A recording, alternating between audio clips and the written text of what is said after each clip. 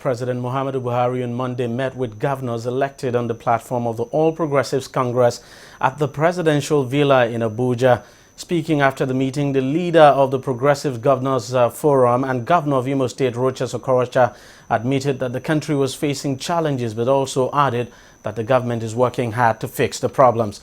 The governor said they understand that Nigerians are currently going through hard times, but insist that things will soon improve for the better. The forum also commended President Buhari on the successful release of the 21 Chibok girls and appealed to him to intensify efforts to ensure the release of the remaining girls in Boko Haram captivity. Chibok girls, and we say whatever was the action taken to bring back these girls, let the same action be repeated so the rest of the girls can come back. This will help, because that is a very big achievement in the life history of this government. And again, we came to report to Mr. President that his agricultural policy and program is yielding results. This time around, we have bumper harvests in most part of the country, in rice production and other things. So that policy should be sustained.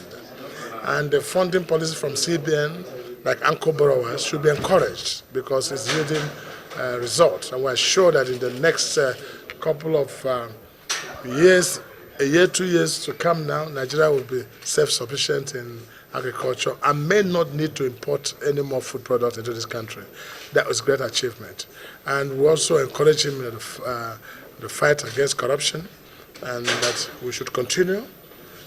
We know that in the pursuit of some good programs, certain this thing might be noticed, and there's nothing wrong in pursuing a good cause.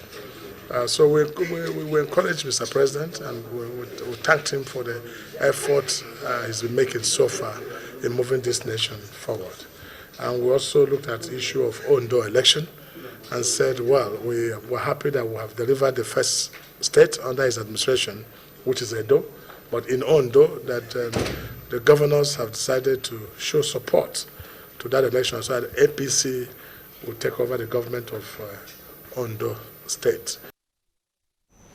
Now, also speaking to journalists at the end of the meeting, Plateau State Governor Simon Lalong said the decision of a former deputy governor of the state, Pauline Talent, to reject her ambassadorial appointment is a wise move aimed at ensuring equity and fairness in the spread of political appointments in the state. He says since Talent comes from a zone in Plateau State that has benefited immensely from federal appointments under the current administration, it was only fair that the ambassadorial appointment shifts to other zones. Well, it's not only about her husband. I think it's the dimension of Plateau politics. Because I had already made a complaint to Mr. President that appointments should not be concentrated in one zone. And so all these appointments came again in one zone, in that particular zone. So the complaints that are coming up from our state is not about her, even about her own personal interest. It's about the fact that two of these appointments, two ambassadorial appointments, are coming from the same zone that we had complained. That is my zone. We had complained that the next appointment should go to the other zone, the central and the northern zone. And so when that appointment came, the kind of uproar on that appointment also necessitated an intervention. And I think as a matured politician, she gave up. She said, yes, for my position, I will sacrifice that for the people of Plateau. So we are still working on a replacement for that. So it's not a big issue, but sometimes maybe a little consultation would have solved that problem, because there were issues in the interest of the state. So you can't have two appointments, very key appointments like that, coming from a zone that is already overloaded with appointments. All the federal appointments are in the southern zone. So it will not be fair. So it's in the interest of fairness now. So we are approaching Mr. President again to consider fairness and send those appointments to those areas that had no appointment.